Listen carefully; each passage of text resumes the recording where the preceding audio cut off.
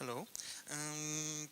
So I'm, as I was introduced, I'm from Institute from Polish Filology, from University of Wrocław, as well as from Trickster Association. We are the pop culture researchers, independent pop culture researchers, and we are focusing on some aspects of popular culture which can be overlooked by mainstream science, but we believe are interesting and worth studying. So my topic here is Marvel Comics as a repository of collective imagination, diversity, morality, and contemporary history.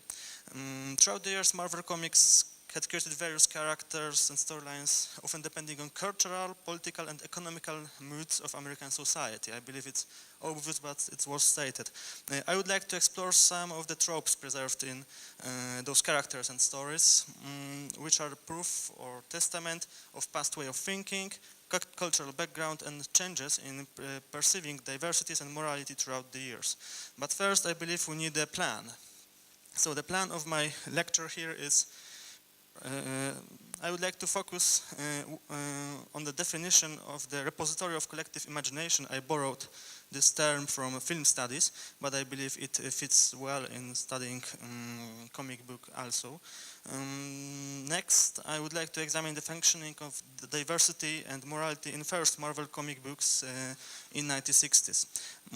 Then how does it change in 70s and 80s?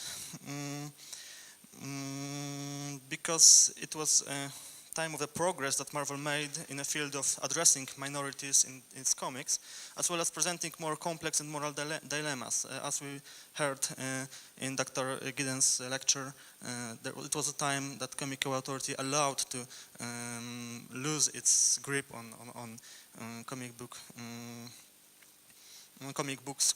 companies.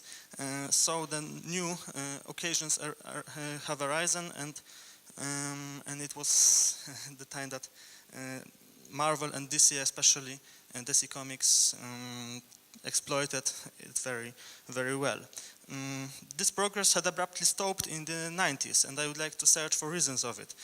I believe that it was the same reasons that at least partially was responsible for bringing the Marvel company on the verge of bankruptcy in the late 90s.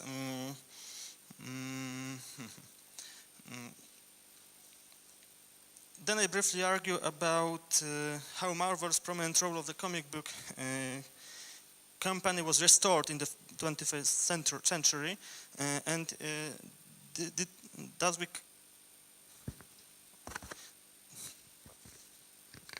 as we can have good microphone, yes. And can we say that this new century is a new age of comic book characters? Finally, I will try to brief you into what happened next, especially in the years of Barack Obama presidency, and I hope to make it in 1 hour, so wish me luck. First of all, let's focus on, there's a few Marvel Comics characters. First of all, let's focus on this definition of repository of collective imagination. In his essay, Matthew Pust, I believe I read his name correctly, argued that this concept involves a real meaningful comprehension that life was different in the past, that people was different in the past, that those differences are determined by certain historical factors that are shaped by complex causes. I would add to it that comic books and pop culture in general can provide an insight in social, economical, and cultural background of its readers. It is a thought in the spirit of Clifford Geertz and especially Stephen Greenblatt and their understanding of new historicism, and I will this knowledge in the spirit of new historicism, because I believe it's quite accurate methodology to think and to speak about history of comic books. We will focus on two aspects of its background of readers, comic book readers throughout the years, perceiving diversity and morality. So first of all, let's focus on how things looked in the case of first Marvel comic books and their heroes. Marvel Comics began with Fantastic Four in 19 1968. It was comics by Stan Lee and Jack Kirby, featuring the first Marvel superheroes and being an answer to the DC Comics' popular title Justice League of America. Next year, in the Journey into Mystery comic, Stan Lee introduced the Thor, Asgardian god turned superhero, as you may well know. In the same year, in Tales of Suspense, we had the debut of Iron Man, and in Amazing Fantasy, Spider-Man. Teenage. Am I doing something wrong? Teenage superhero Spider-Man. In the same year, there was an introduction of the Incredible Hulk. Year later, most of these heroes were joined by Ant-Man and the Wasp, who were introduced in Tales to Astonish, and formed the Avengers super team, which was a massive hit and gained enormous popularity. In the same year, Stan Lee introduced another super team, the X-Men. Year later, there was the debut of Daredevil. All those heroes were created on a single and simple principle developed by Stan Lee. As we can see here in the excerpt from Sean Howe's Marvel Comics The Untold Story, Marvel colorful creations, the Fantastic Four, Spider-Man and so on, built the groundwork for a self-contained fictional construct called the Marvel Universe, in which all heroes' adventures were intertwined with great complexity. For 12 cents an issue, Marvel Comics delivered fascinatingly dysfunctional protagonists, literary flourishes, and eye-popping images to little kids, Ivy Leaguers, and hippies alike. What is important is this mention of dysfunctional protagonists and its readers. Yes, Lee's innovation based on creating the heroic archetypes whose merits and traits would be balanced by casual, typical human flaws. It was a general idea that distinguished Marvel superheroes from DC superheroes. DC created heroes as they should be, Marvel as they would be. And this is also the Howe's idea. I didn't develop it, but I agree with it. This difference, of course, was blurred in time, but in the beginning it was very important. Let's see how it worked. So you can see merits on your left side and flaws of your right. First, of course, it's Fantastic Four, a supergroup that received their superpowers from an accident in space, accident with space radiation. You have 4 members, of course, Mr. Fantastic, Reed Richards, who is a brilliant scientist, but his flaw is that is highly functioning sociopath. He can't get away with others. I believe it's quite a good idea to portray him in movies, and I wait for it to happen.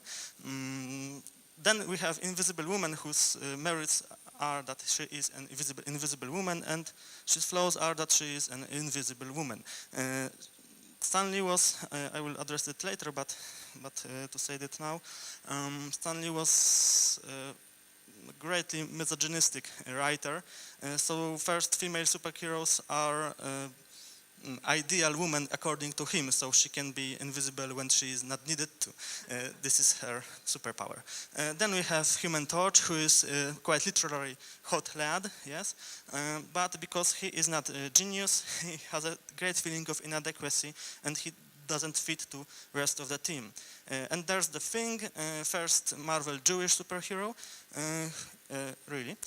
who is a powerful strongman. He has great strength, stamina and durability. He's made of rocks, but these rocks made him permanently ugly. So he is most unhappy member of the Fantastic Four. So we have great heroic traits, yes, and on the other hand, quite human disadvantages, quite human emotions, quite human maybe not popular, but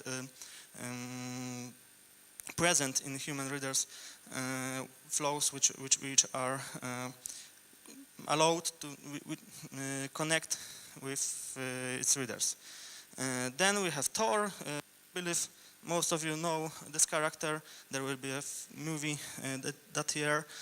Of course, he has superpowers of a thunder god, and he was as close as Marvel could get to be, having a character, Superman character, without any too obvious similarities. So he is Asgardian god, but he is flaw that he is arrogant, yes, and this is quite all of that.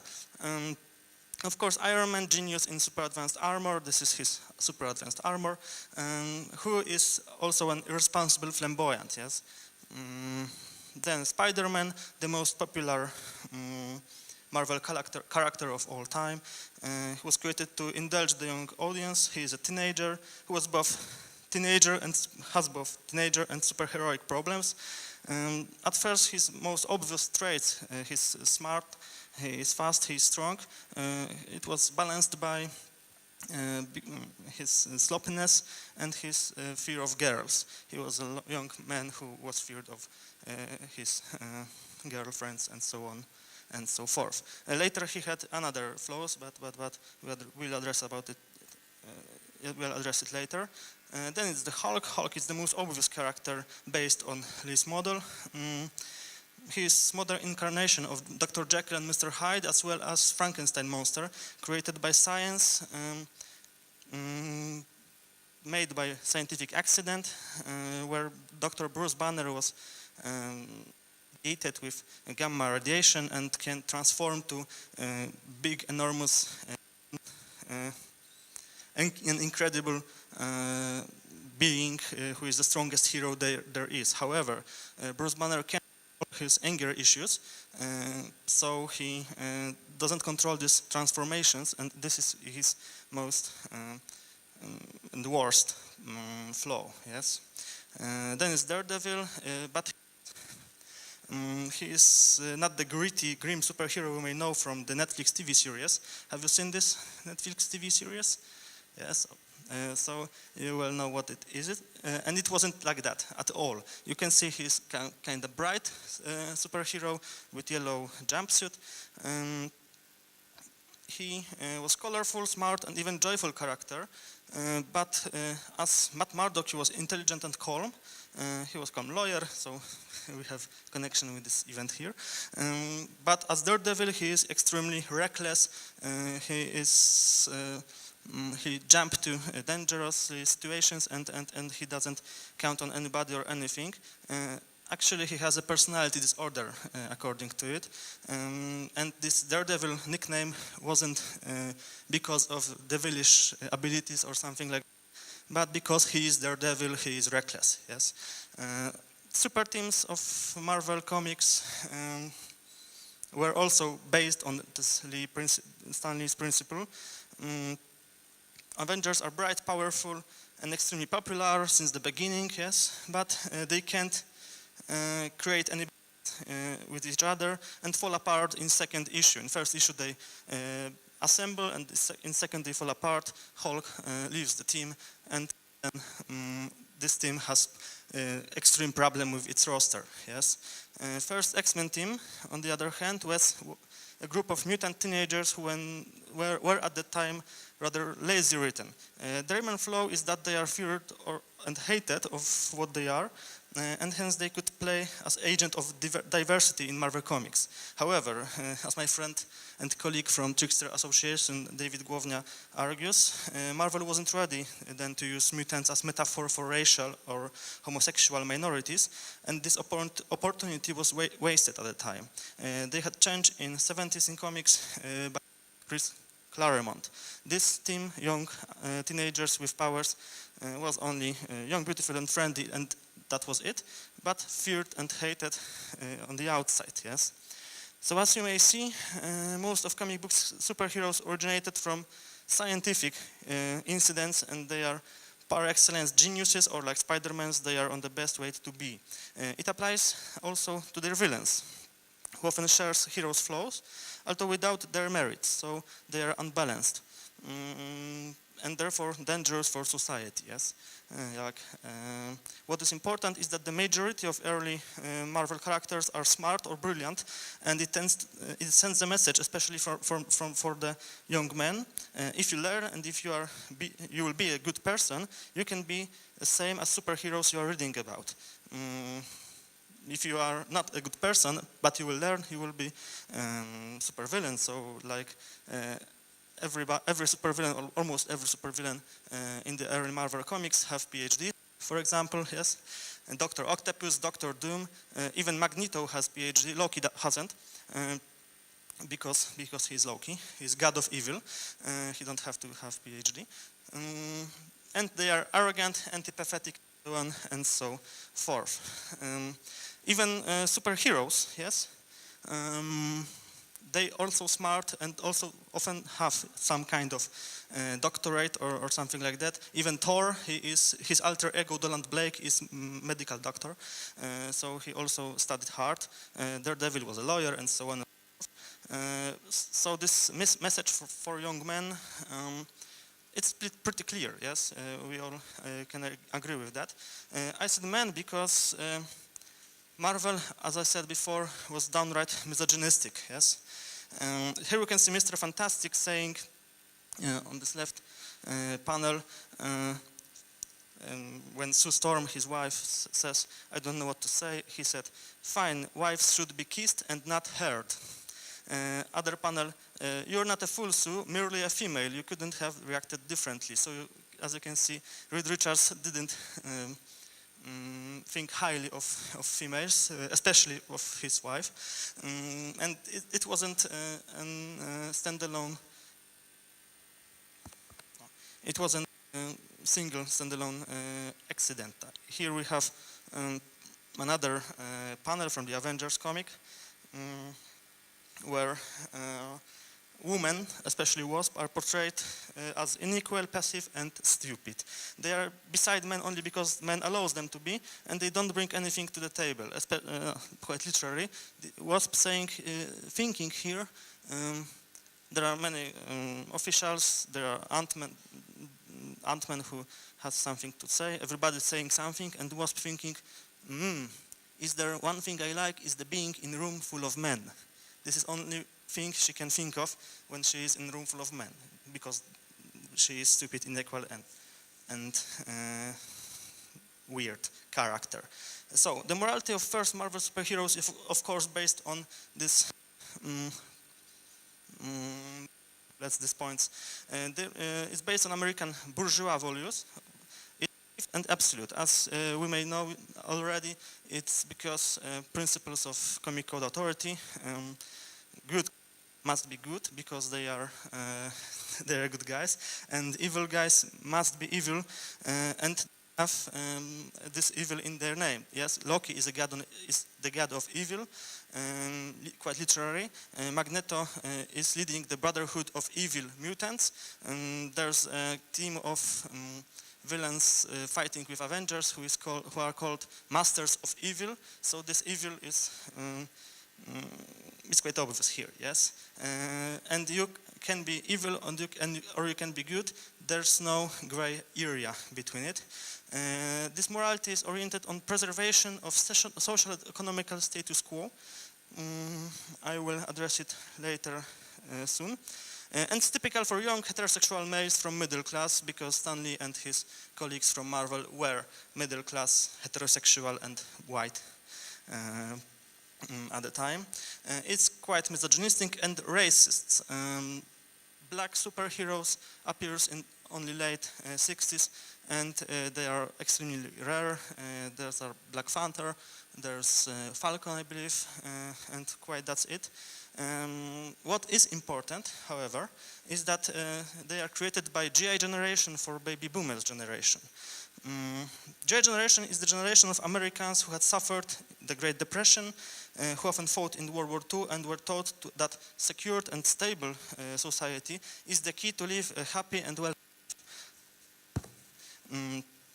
Also, that the American social and economical structure are superior and therefore must be preserved. So superheroes defend this structure from any incursion that supervillains may create. Those supervillains, on the other hand, are obviously and completely evil, yes, and they acknowledge that, calling themselves masters of evil and so on and so forth. Of course, there are exceptions, like Hawkeye, one of the first Marvel villains able to switch sides and become a hero and member of second Avengers roster, like Quicksilver and Scarlet Witch, former Brotherhood of Evil Mutants associates, who have deflected and too joined the Avengers. However, their change wasn't psychologically motivated. They one day decided to be heroes. They wrote a letter to the Avengers and were accepted, and that was pretty much all. More complex superhero characters and motivations have appeared later. I will do it when I will done. Let's think about changes. I believe I will made it. In late 60s and early 70s, there were several changes in Marvel superhero comic book, especially 70s. Averted main tendencies and introduced a new ones. It was because many young writers who not always shared the GI generation's ideals and, what is more important, baby boomer generations became a hippie generation. They weren't always so proud of what United States represented. That includes of some America's involvement in Vietnam War, of course, war that most Americans didn't support, didn't understand, and didn't feel good with US losing it, yes. Rational and logical image of world dominant in the 60s started to fall apart. Some readers escaped into drugs, and they have their own dedicated comic book titles, for example, Doctor Strange or Silver Surfer. Others turned to less rational methods of explaining the world, hence the popularity of magic and New Age. So we have here Vietnam, we have here magic and New Age. It was also a time of great popularity of Kung Fu movies, which introduced characters models vastly different than those created by Stan Lee. So Vietnam and the Watergate scandal undermined the social belief in America greatness, and it was, of course, addressed in the comics. Captain America himself became the most harsh and grim judge of United States status, declaring that this is not the America he once fought for. But more and more comic book titles escaped from social and political metaphors into irrational, magical and often simply pulp stories. Here we can see Doctor Strange, founder of the Defenders, yes, team created by Doctor Strange and Dr. Bruce Banner alias the Hulk, but fighting irrational and often magical adversaries. 2 years later we have a black version of Doctor Strange called Brother Voodoo, and I don't do it on the purpose. It was the black version of Doctor Strange by then.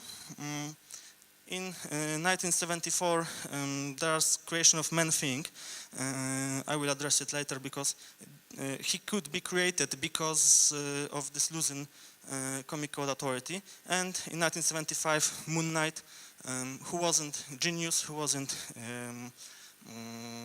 doctor, who didn't have PhD, but became a superhero nonetheless. This was weird because Brother Voodoo was a PhD or was PhD in psychology. Man-Thing was a doctor. Doctor Strange, of course, was a doctor. So Moon Knight wasn't. Mark Spector was a mercenary who were given superpowers by Egyptian moon god Khonshu. However that may that way seem. Kung Fu movies, of course, created many more characters or influenced many more characters which weren't this young and genius or brilliant, but were in the right time and the right place, so they became superheroes like Iron Fist, like Master of Kung Fu, Shang-Chi, who wasn't at all influenced by Bruce Lee, or White Tiger, who possessed the power of the Tiger God. Yes, he has this strange amulet on his neck, and that grants him the powers of a tiger god, whoever that may be. It could happen because of increasing allowance for including supernatural themes into comics. At first they were, of course, forbidden by comic authority because of horrors and all, but when readers became more and more mature and comic code loosened its grip, there were greater allowance to include horror stories into superhero genre. hence the vampires. In 1971, Marvel tried to recon that field with Morbius, a scientific vampire. It was a brilliant scientist, of course, who was bitten by a radioactive bat and became a vampire or vampire-like creature, suffers because of hunger. He was created as enemy of Spider-Man in The Amazing Spider-Man 101, I believe, and because he is a vampire, he has to be villain. But in this very comic, he also says that he suffers because his condition. He wants to be cured, but he knows that he can't be, so he wants others to suffer too. However, quickly he became one of the first Marvel anti-heroes, and were given his own comic book magazine. This applies also to Ghost Rider in 1972. Again, supernatural entity, character full of passion, tragic backstory, authentic emotions, and insanely cool design. Yes, he's a demon-possessed burning skeleton on a motorcycle. Yes, he is cursed because of his deal with the devil, deal he made to save his father from terminal condition. He fights with demons, he fights with devil, with Satan. It was a time when Marvel didn't fear to use actual Satan in its comics and actual Jesus in its comics. So Ghost Rider teams up with Jesus to fight Satan in the final arc of this story. He is cursed and of course kills everybody who believes he is bad or who has to be punished. Yes, he has this punishing side of his eyes. There's of course Punisher. We spoke about it earlier. Addressed his vigilantism. It was at first written as a flaw of this character. He was an enemy of Spider-Man. He wanted to kill every criminal he find out. He was treated as a supervillain, but very quickly he became insanely popular because of, for example, such movies as Dirty Harry, where this modus operandi Punisher uses was treated as a treat, as a merit, not as a flaw. So he kills without mercy and hesitation, but he kills everybody who endangers society. So he may be treated as a superhero, as he will be in the 80s when the vigilantism and retribution, because of Reagan presidency and because of allowance for those way of thinking, will flourish and will create much more vigilantes like the Punisher. Moon Knight, who were created at the same time, at first wasn't so vigilante oriented. Later he attributed analogical attributes. Then we have the X-Men.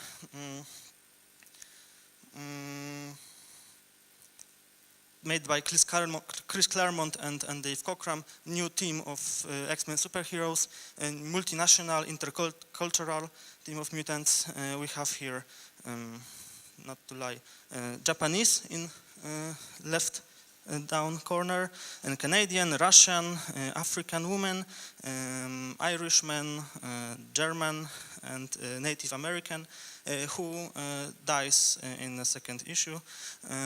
It's general problem of Marvel with Native Americans. There are not much superheroes. If they are looking like Native Americans. They have feathers, they have letters, and so on. And Marvel still can't address properly this minority. But that was a digression. So the X-Men by Claremont started to create a metaphor of mutants as minorities who are depreciated, who have problems with bigotry and intolerance. There's such stories as God Loves, Man Kills, when X-Men have to fight with bigotry of human organizations devoted to clearness of human race. Yes, of course, the most popular and most interesting character, intrinsic morally, is Wolverine. Loyal, charismatic, efficient, and independent, created 1 year earlier as enemy of the Hulk. As you can see, many of the most popular characters at the time weren't superheroes, they were enemies of superheroes. They were maybe not supervillains, but they were antagonists. He kills, has no problem with killing people, he has claws, he doesn't have it to, I don't know, to open cans, he have it to kill people, and he has unclear and tragic past. Only 30 years later, actually readers could know, were given the real name of Wolverine. Wolverine had another code name, Logan, but that wasn't his real name. He knew it, everybody knew it, and nobody actually knew who is Wolverine and what he will be and what is he capable of. Not even himself, because his amnesia, his memory loss, and so on and so forth. Finally, the ambiguity started to show up in the case of older and established superheroes, like Iron Man in Demon in the Bottle storyline from 1979. It was one of the first attempts to addressing real social problems like alcoholism and drugs, although the drugs first appeared in DC Comics in Green Lantern. As drugs, I understand superheroes who has problems with drugs. Earlier, in previous comics book stories, there were often companies of superheroes. They were colleagues, like Harry Osborn, friend of Spider-Man, who had drug problem. But superheroes was pretty much clear about it. Iron Man and Green Lantern changed it. So it was like this grayscale, this moral ambiguity in Marvel. Let's see how does it look in this misogynistic problem. Marvel started to address, maybe not female readers, but address all readers with female characters, called it distant counterparts, so female equivalents of male characters. First, Marvel in 1977, a few months later the Spider-Woman, who loosely was an equivalent of Spider-Man. Miss Marvel was an equivalent of popular at the time superhero called Captain Marvel. She was created actually by Stan Lee as a civilian character, Carol Danvers, in 1968, but achieved her powers in 1977 and was the most powerful superhero of that time. And there was Spider-Woman, I'm sorry, who was at first an anti-hero. She was a spy from Hydra, then she was a spy for S.H.I.E.L.D., then she was independent. Her tagline of her comic book is, "To know her is to fear her." So she also explored this gray moral area. She wasn't always so forthcoming, she wasn't always so clear and so heroic like Spider-Man. That led to the most important feminist character. I said feminist because Miss Marvel has also feminist agenda as a heroine, as a civilian character. She helped women's organization and so on and so forth. But the most important was She-Hulk, was and has been actually. She-Hulk at first was only a female version of Hulk. Jennifer Walters, his cousin of Bruce Banner. She had a blood transfusion of Bruce Banner's blood, so she started to become a female version of Hulk. She fought it. She tried to suppress her Hulk personality as much as Bruce Banner tried to. But at the time, writers realized that she can't be the same character as the Hulk, but with a different gender. So she developed into a fully conscious, fully developed character, always becoming a green giant being in her green form, but retaining her personality, retaining her independence, and so on and so forth. This of counterpart tendency ended abruptly, however, in the Avengers issue 2000, which comic book historian Carol Strickland titled The Rape of Miss Marvel.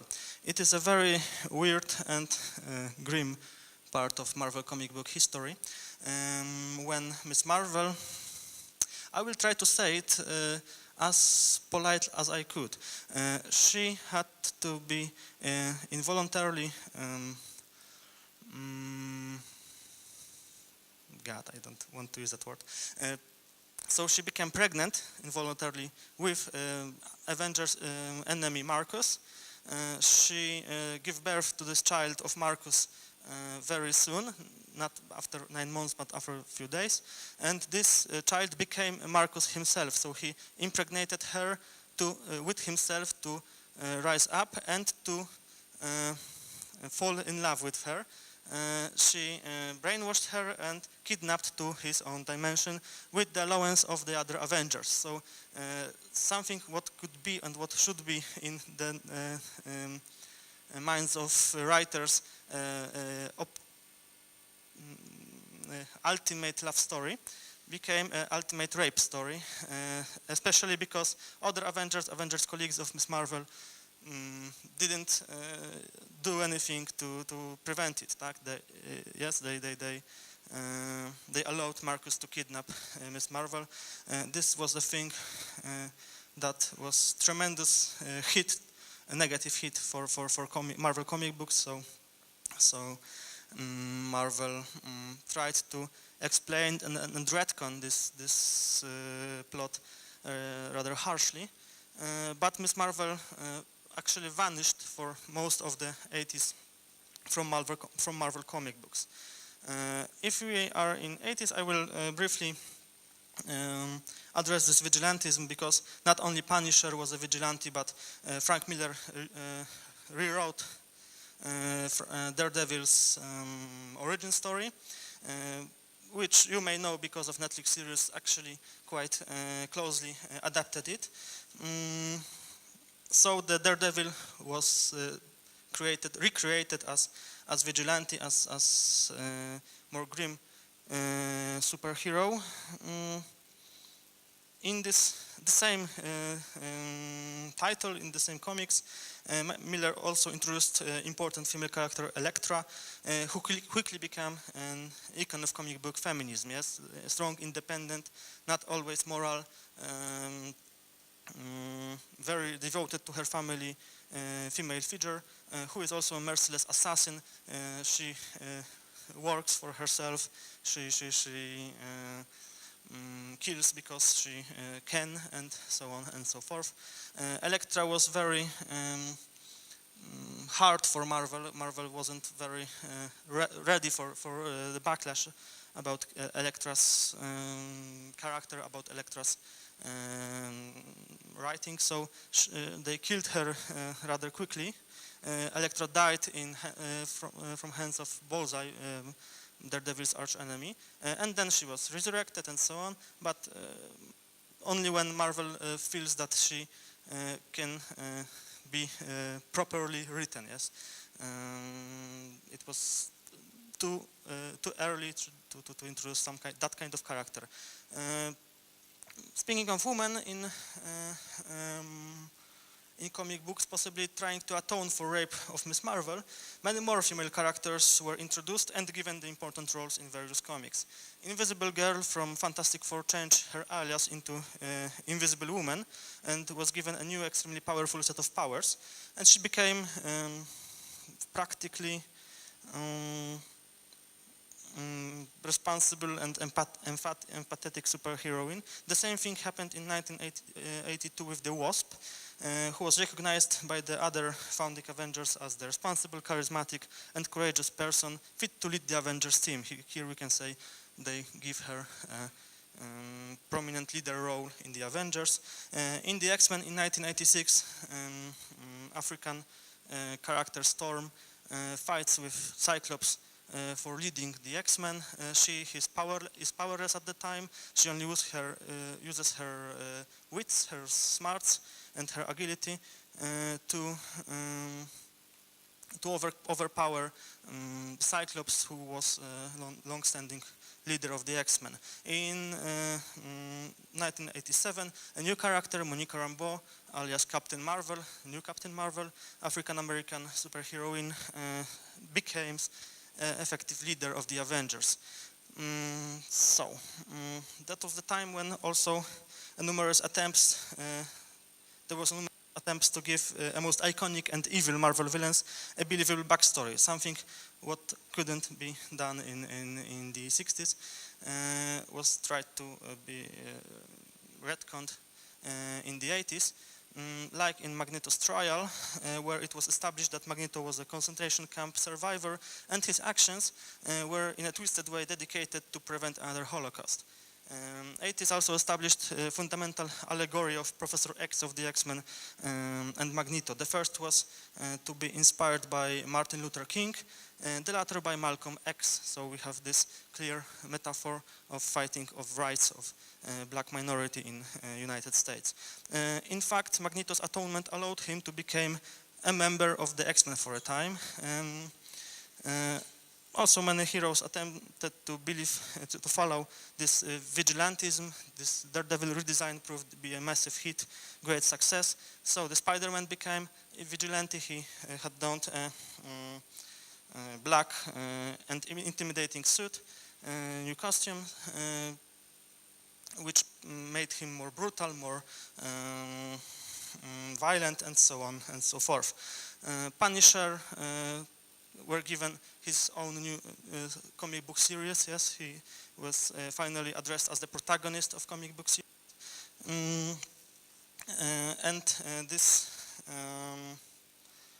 comics about Punisher not only were based on this vigilantism, on this vigilante tendency, but also it was about addressing problem of Vietnam War combatants. Let's face it, because of popularity of Rambo, yes, first movie about Rambo.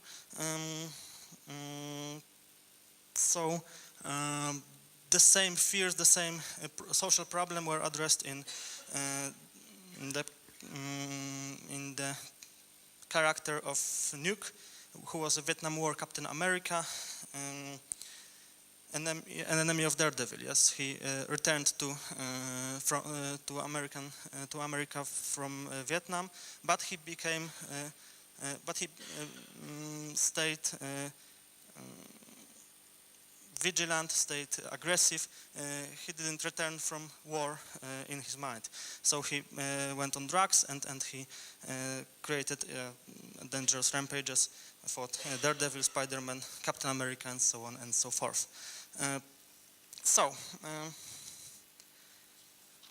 In 80s, Marvel had pretty decent diversity, as we will know it. Characters expressing moral ambiguity and more street-level brutal comic books with major storylines. Yes, as you know, it all started to fall in the 90s.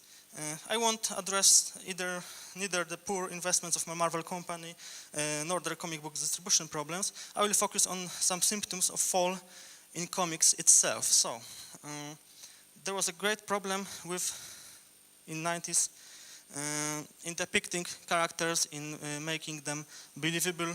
We had, for example, Hulk with gun and bunny slippers. We've had Hulk pair up with Wolverine as Las Vegas gangsters. We've had really weird design of superhero costumes with more cables and even more cables. We've had this weird headgear. I'm not really sure how to address it. It was kind of hood with place for ears and hairs. Many X-Men, for example, wore that kind of headgear.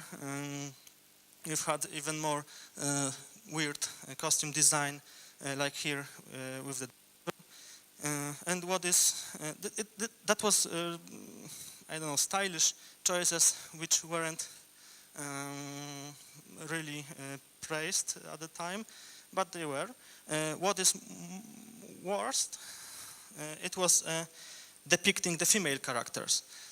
So we have great dose of swimsuit shots, yes, even the swimsuit issues of comic books.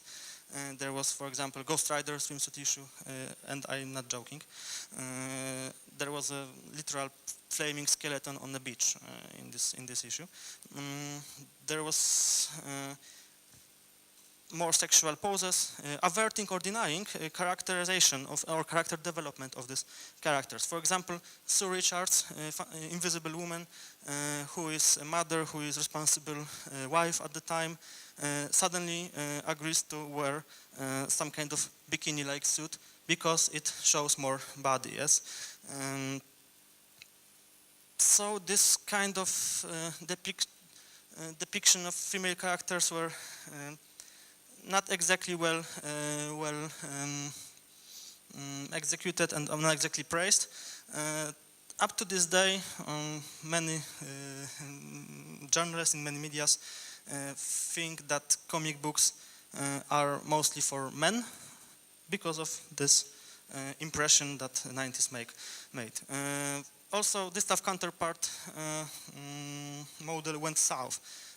Because Venom, enemy of Spider-Man, was very popular, so we can make a female Venom, and it will be even more popular. Because Punisher was popular, we made Lady Punisher because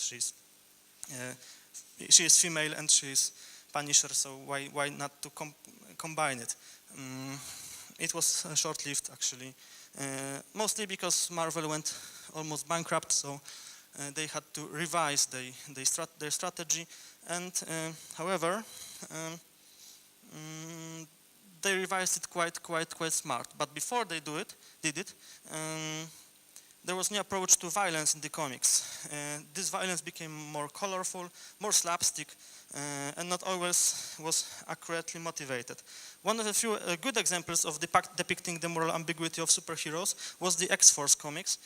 Members of the X-Force were young mutants from a team called New Mutants, trained in X-Men school in the 80s, but when they met this big guy with gun called Cable, he took a leadership of New Mutants, called them X-Force, and they became actually some kind of vigilante squad who pursued and punished enemy of mutants. Very weird and very interesting thing happened in 1997, when Kurt Busiek and Fabian Nicieza created the team of Thunderbolts,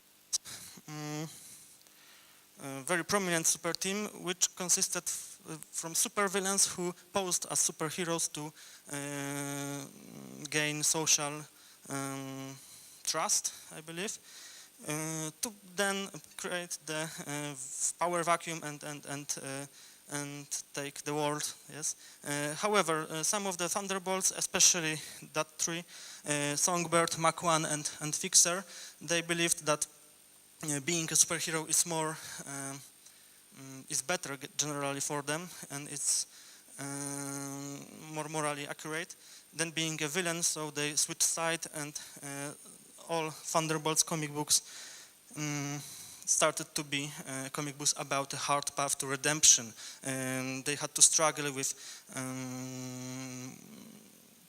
law enforcement, they had to struggle with other supervillains who believed that Thunderbolts were betraying supervillains community, and so on and so forth.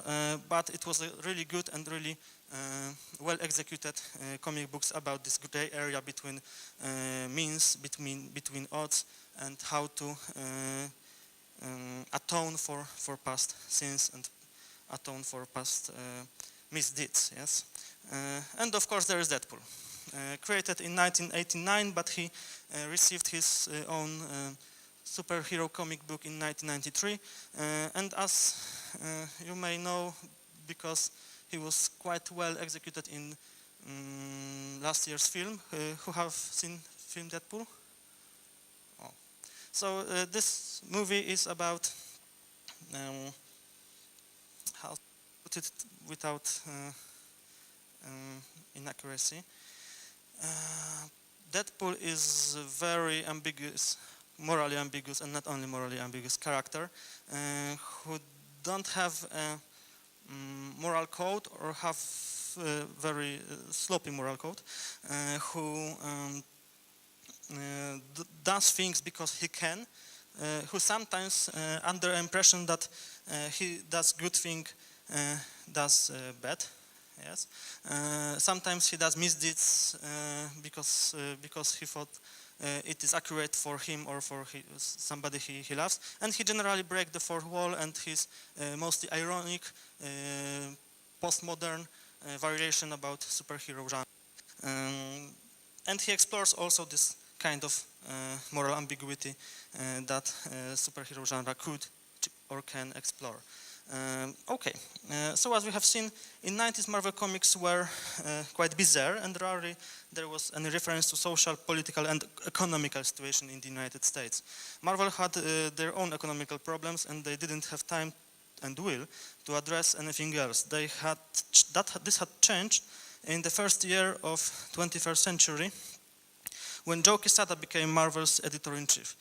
He wanted to return to Lee's principle or Lee's model of writing about the superheroes, but in a modern way, with comics that addressed actual problems and dilemmas of its readers. And in 21st century, those dilemmas and moods were sparked by, of course, 9/11. In 2001, because of terrorist attack in New York, President George W. Bush declared a war on terror. American society believed that security and safety is in peril. There were voices concerning giving up some aspects of civilian liberties and to ensure public safety. It was followed by controversial USA Patriot Act and other questions, such as how many civil rights we are ready to give up, and isn't the state going to abuse its new power over people. The terrorist threat also sparked a new question: who can be enemy? Or, in other words, does anybody can be an enemy? Those doubts were addressed in Avengers Disassembled storyline, in which Scarlet Witch, long-standing member of the Avengers, descended into madness because of machinations of Doctor Doom. Ultimately, she attacked the Avengers from within and killed some of them. The Avengers decided to disband because they were no longer able to protect humanity, and because there were new threats that all superheroes are not prepared for. That led a year later to assemble the new Avengers team, consisted with street-level characters or characters that not always have been moral, like Spider-Woman, like Wolverine, or that guy on the left. This is Sentry. It's, put it simply, Superman on drugs, yes? And that kind of thing was really a problem at the time. Then we have problem of the enemy within that was addressed by two characters who would kill anybody despite their will. There is X-23, introduced in cinema in this year in Logan movie. She is a female clone of Wolverine. How may that sound? But she is a female clone of Wolverine who can kill anybody on whom she smells the trigger scent, because she is programmed to kill anybody who stinks who smells with trigger scent, and she can't do anything about it. Only when she is somehow contained, she will not kill somebody who she is programmed to kill. Yes, the same thing goes with Winter Soldier in 2005. You may know him from the Captain America movie from 2014. This is the young sidekick of Captain America from World War II turned assassin. Assassin who is programmed by Hydra and by communists, by the way, to kill anybody who they want to kill. And also, he can't disagree with those actions. He can't overpower them. Only later, when Captain America released him, he tried to atone for his sins, as well as X-23, who tried to atone for her sins. In other ways, she tried to, for example, cut herself, because she was also a metaphor of emo generation. Not only one, there was also a wizard called Nico Minoru in Runaways team, who was sorceress, actually, not wizard, and she could use magic only when she cut herself. So we've had also an emo generation in the works. Yes, there's also a House of M storyline in 2005, which continued the story of Scarlet Witch, which is madness, and was an approach to anti-utopian theme similar to Aldous Huxley's Brave New World. To put it simple, Scarlet Witch created a reality where everybody's dreams and hopes went true, and it went south rather quickly. But this is important because of outcome of House of M, when mutants as a species, as a race, became an endangered species. So they mostly died, they were depowered, and they were put in very dangerous position. I will address it later. Of course, there is a Civil War storyline. Maybe many of you was familiar with that story. This story almost directly addressed the controversy of Patriot Act. So we have one side who believes that security is more important, or public safety is more important than liberties, and this side is led by Iron Man, and we have the other side led by Captain America, who is of course Sentinel of Liberty, so he can't agree on that, and they clash and there is war. In the wake of its war, Captain America finally dies, which is metaphorical to dying liberty in America. Yes. Also, a year later, there's a Messiah complex storyline, which is simply put a simulation of terrorist attack on mutant community, this endangered mutant community. This attack came from the long-standing member of the X-Men, Bishop, who tried to assassinate newborn mutant girl in order to prevent a future apocalyptic disaster. In the outcome of Messiah complex, there was a creation of new incarnation of X-Force, Mutant Death Squad led by Wolverine. This team was sent by Cyclops to kill those who can endanger safety of mutants community. This comic asked a question about the moral right to kill in the name of the state, and the X-Force were a clear analogy to special forces operating outside the law. The problem of distrust and fear of terror was also addressed in Secret Invasion storyline, in which Earth superhero community were infiltrated by alien race of shape-shifting Skrulls. Skrulls waged a holy war against the human race, so we have a clear allegory to another holy war.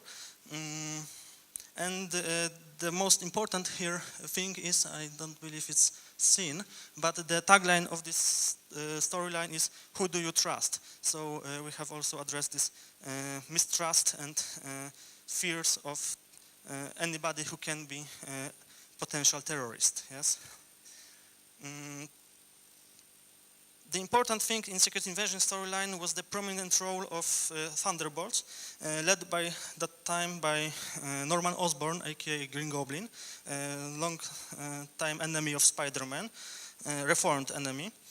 Osborn and Thunderbolts were in the first line of defense from the Skrulls, and it was Osborn who killed their leader, Skrulls leader, for what he was rewarded in becoming the new head of S.H.I.E.L.D. That led to Dark Reign storyline, in which Norman Osborn here posed as Iron Patriot, so combining Iron Man and Captain America with the team of Dark Avengers.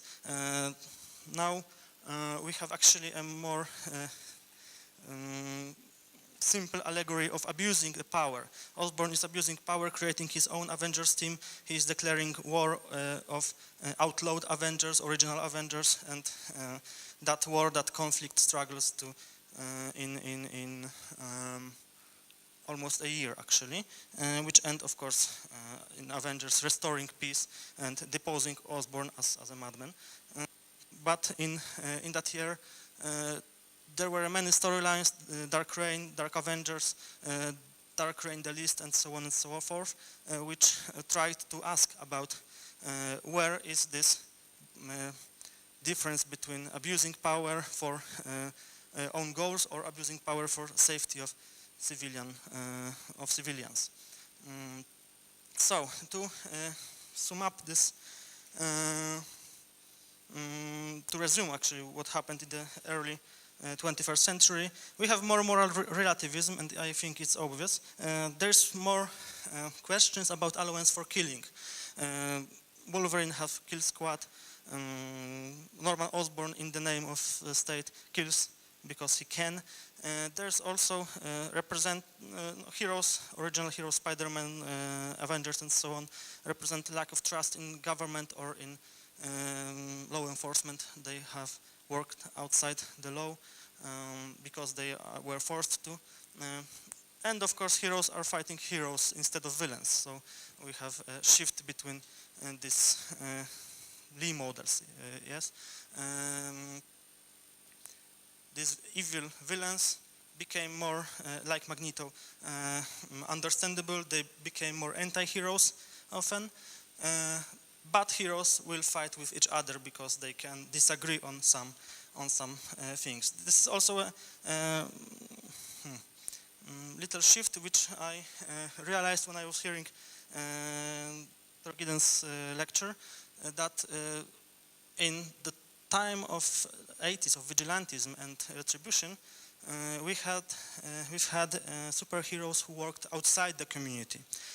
In 21st century, superheroes are in the community. They have every aspect of community itself, and there's great question: did they fit to the community, American community, of course, and does they can function as superheroes in boundaries of law? So there's also almost no diversity, except few maybe dishonorable things, like in the right up corner, the most prominent death in 21st century in Marvel comic books is a death of black superhero, Black Goliath, black version of Ant-Man, dies in the fight, and he is buried in his great form. His grave is enormous, and black and other minorities are rarely addressed at the time. Maybe except these two girls. Those are minor characters, Carolina Dean and Xavin, members of the Runaways, who also happens to be lesbians. Actually, Xavin is male, but he changed his sex for Carolina to be with her. Also, we have first prominent transsexual character, and this is Loki. Loki became for a time a woman, but he changed into a man in the next comics. So, next comics, yes. Ask what's next. And in 2010 and later, there's something weird going on. Barack Obama became the president of the United States, and in Marvel Comics, he became a superhero for superheroes. So if superheroes don't have a means to solve a problem, they came to Barack Obama and he solved it for it. Even his dog became a superhero. There was a comic book title for younger readers, Lockjaw and the Pet Avengers, and there was the pet of Spider-Man, of Falcon, and so on. And also Bo Obama, his dog, became an Avenger. Yes. What happens next? great villains of that time became actually heroes, like Dr. Doom donned white and became a member of Future Foundation, a więc so modern incarnation of Fantastic Four. Magneto donned white and became an actual X-Men.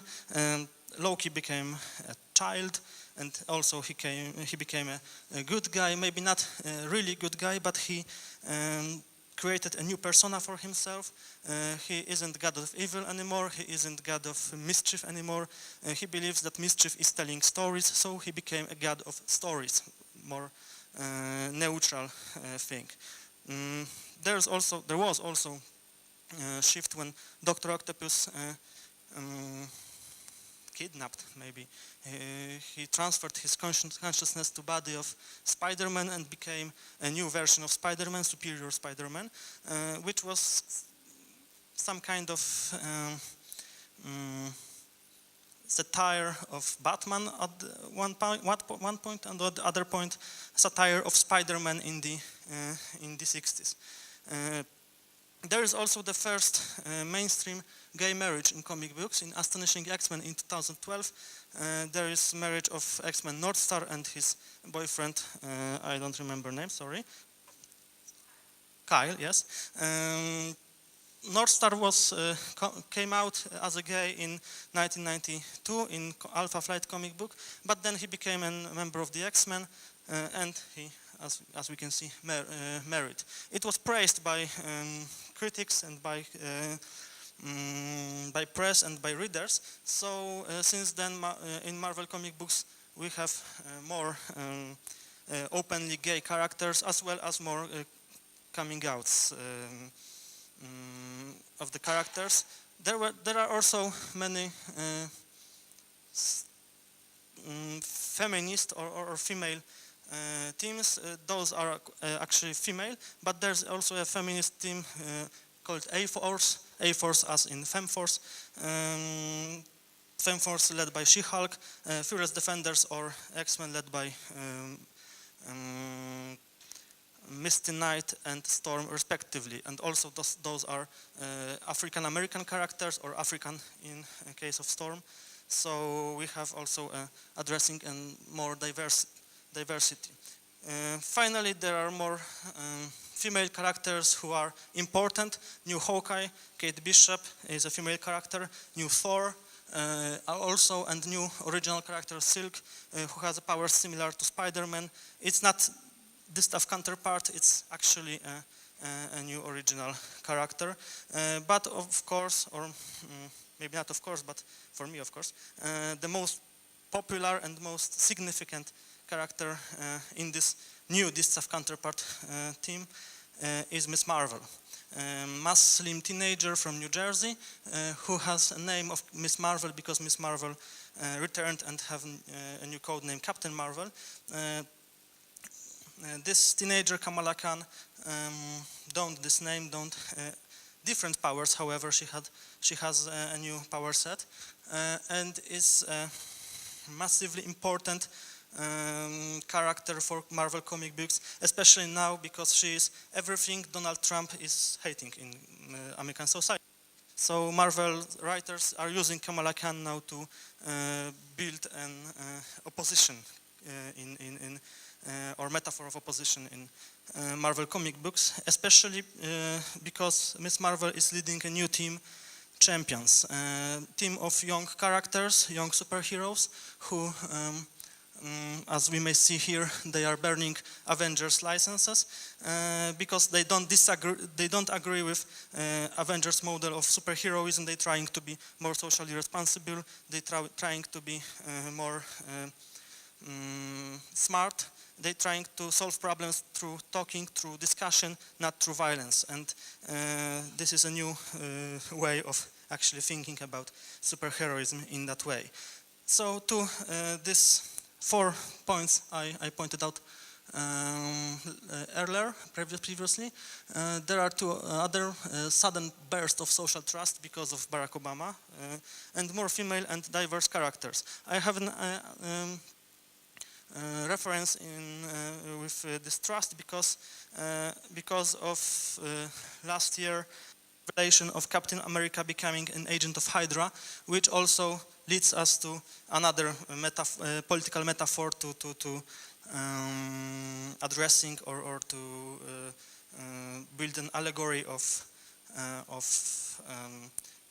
America, Captain America in that way, who becomes an enemy of the community. Yes, so I believe it's self-explanatory right now, and this is my final slide. Thank you for your attention. Any questions?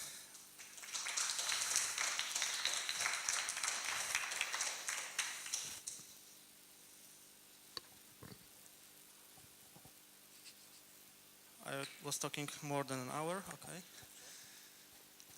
Hey, so at the beginning you were talking about like the early Marvel comics, and I wanted to ask about that because you elaborated quite a lot about misogyny and sexism and how they were implemented in those comics, and I wanted to just ask about the other issue that you mentioned, which is racism, and if it was only by neglecting the like the superheroes of color, so there were no superheroes of color, or was it actually by portraying the people of color as the source of the threat or the problem that the superheroes deal with, or I don't know, the source of evil in this context? Thank you. I actually resigned to speaking about it because we would be staying here to the evening. It's a very vast subject.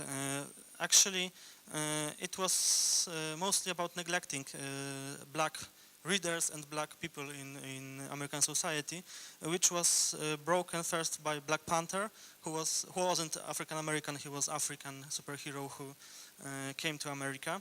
Later by Falcon, later by Luke Cage. Luke Cage actually addressed problems of black minority in America in the comics. He wasn't a superhero in this lease model. He was a hero for hire. He made his agenda profitable, yes. But problem of racism as threat for community was addressed more directly in, for example, Luke Cage comics or Black Panther comics. Black Panther is in 70s mostly fighting with Ku Klux Klan and so on and so forth. So so this problem exists, and it's rather, in Marvel at least, rather never addressed as non-existent. Yes, when the black characters appears, they appears as independent. They appears as fighting for balance in community and so on.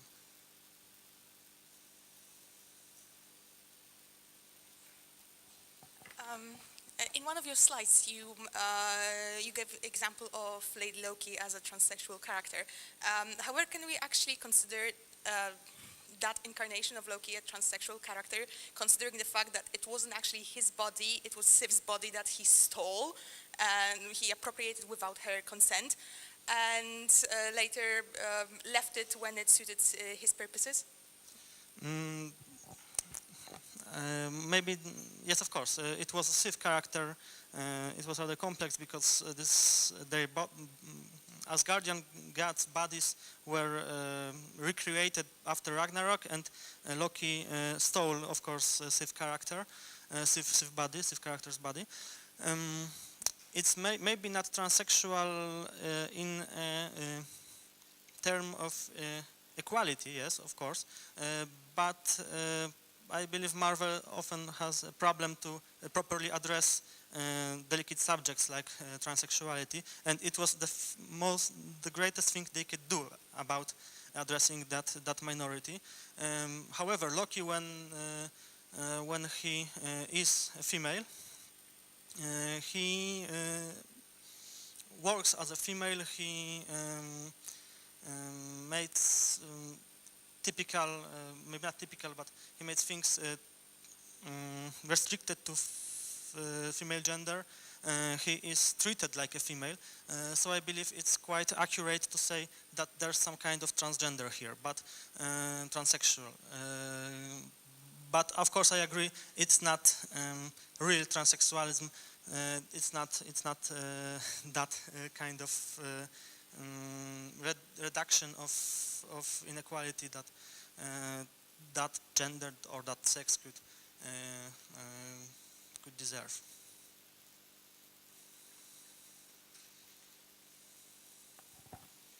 Thank you. How many those changes that happened in the comics in the 60s, 70s were made by the creators on intention? So, for example, I have a certain ideas, I want to get them to the masses, so I'll put them in a comic. And how many of those were just the description of the society and the changes in society that happened in those times? I believe most of them was actually rooted in a social landscape, yes. Maybe not intentional, maybe it was a work of education, of living in a certain environment, but most of them were actually rooted there. Stanley, for sure, at least he claims, he wanted to address some things quite consciously, but in 70s, after the problem of Watergate scandal and so on, I believe it was not so conscious, but always somehow rooted in cultural landscape, social landscape, and so on, especially cultural, because they tried to recreate success, for example, of successful movie genres.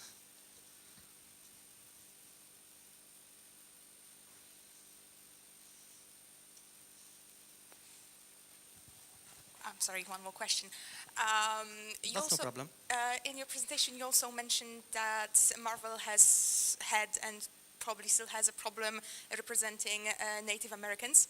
And I wanted to ask your opinion on the rising prominence of the character of Red Wolf and comic books like Occupy Avengers that premiered, I think, in December last year.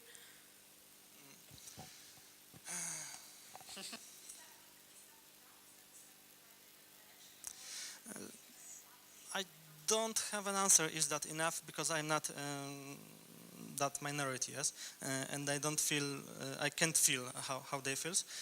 But I believe Marvel is trying to do something, because most of Native American characters previously was Thunderbird, who died, his brother Warpath, who looked quite the same, and he was giant Native American, and that's all. There was few enemies of Spider-Man, like Puma or Puma or Black Crow, who also was Native Americans, traditional native. And Red Wolf is also, he also fits that description. He isn't a really, I don't know, emancipated Native American. Maybe in Occupy Avengers he threw away his feathers, for example, at least, but he's not the character who, I don't know, he is mostly stereotypical Native American, and I believe it's quite problem for representation. I'm not sure it's quite problem for a minority, because they are. I'm not them. They don't have actually a greater voice in that field. Black minority had voice, and they influenced, for example, Luke Cage. Native Americans didn't, although there's a comic book, Captain America Corps, where a team of many Captain Americas from different time periods, they have to team up, and there's a 23rd century Captain America from distant future who is Native American. He says he is real Captain America, not those white Steve Rogers and others. So I believe there are some tendencies, at least. But there's a problem that I think there's no Native Americans in a Marvel company that writes comics. The best written comics about minorities like Miss Marvel, like Black Panther and so on, and they are written by those minorities, not minorities, but by people who belong to that minorities, and it works.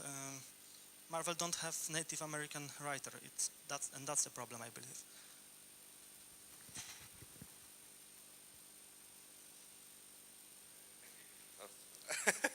I don't think I can turn the camera so to ask the question.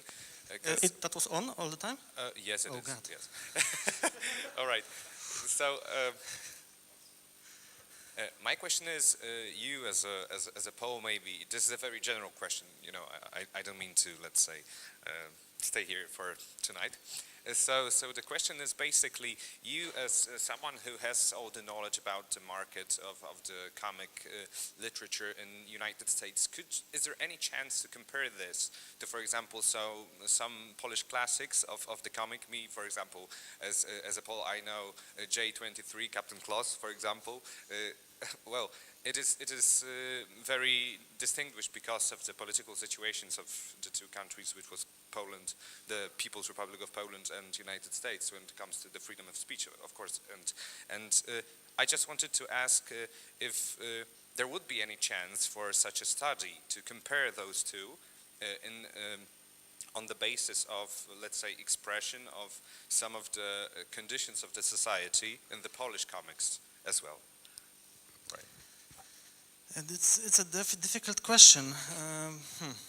First of all, as you noticed, it is difficult to point out similarities because of difference in social, political, economical landscape. Yes, I believe that Polish comic books in the 80s, 70s, and so on, they were mostly based on structure developed in the 90s, but in the 30s, in this propaganda era of comic books, as well as superhero genre and other comic books were acknowledged in Poland. Yes, there were people like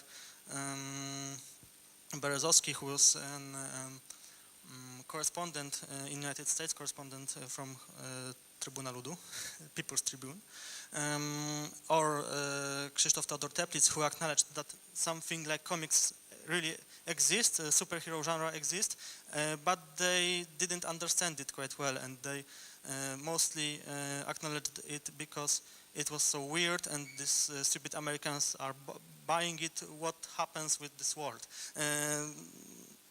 So there is a huge difference between state of knowledge about comic books, about comics market, and so on. So I believe it will be, at least historically, very difficult to compare, if not impossible.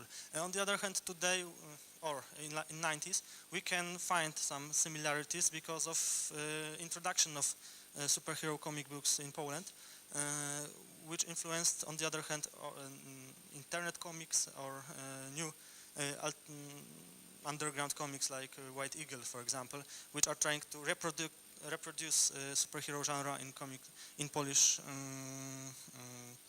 in Polish landscape. Yes, but that is not representative for all market. Yes.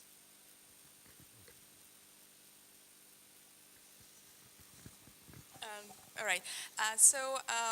About the rising diversity in Marvel comic books, I wanted to ask you about your personal opinion.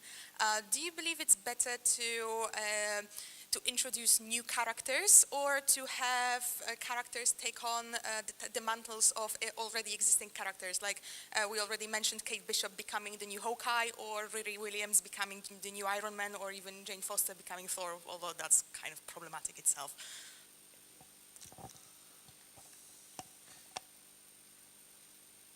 I believe it's better to have mustaches than opinions, but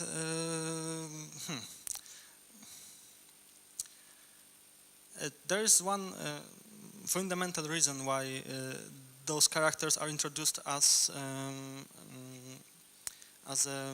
characters who took the mantle of other superheroes. Yes, because their names, their marks are already established. And when Captain America becomes a black guy or Iron Man becomes a black girl, it is able to reach the ears or reach the interest of people who don't read comics or don't know anything about comics. It was it generally it creates outrage in this audience, which isn't comic book audience, but it is purely marketing, I believe. On the other hand, I think Silk, which is original character, Moon Girl, which is loosely based on Moon Boy, but nobody remembers Moon Boy anymore,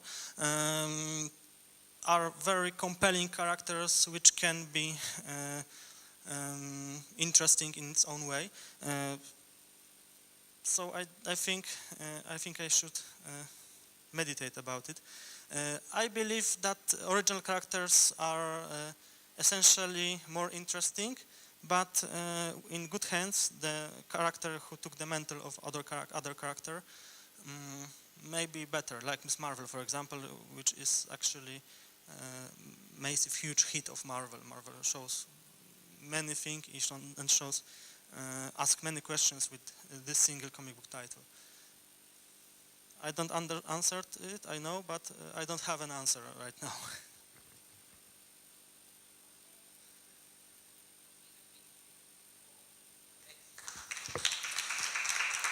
I want to thank you all once again, because it was my first lecture in English and I know it wasn't as good as it should be, but thank you for staying, thank you for not laughing, and thank you very much.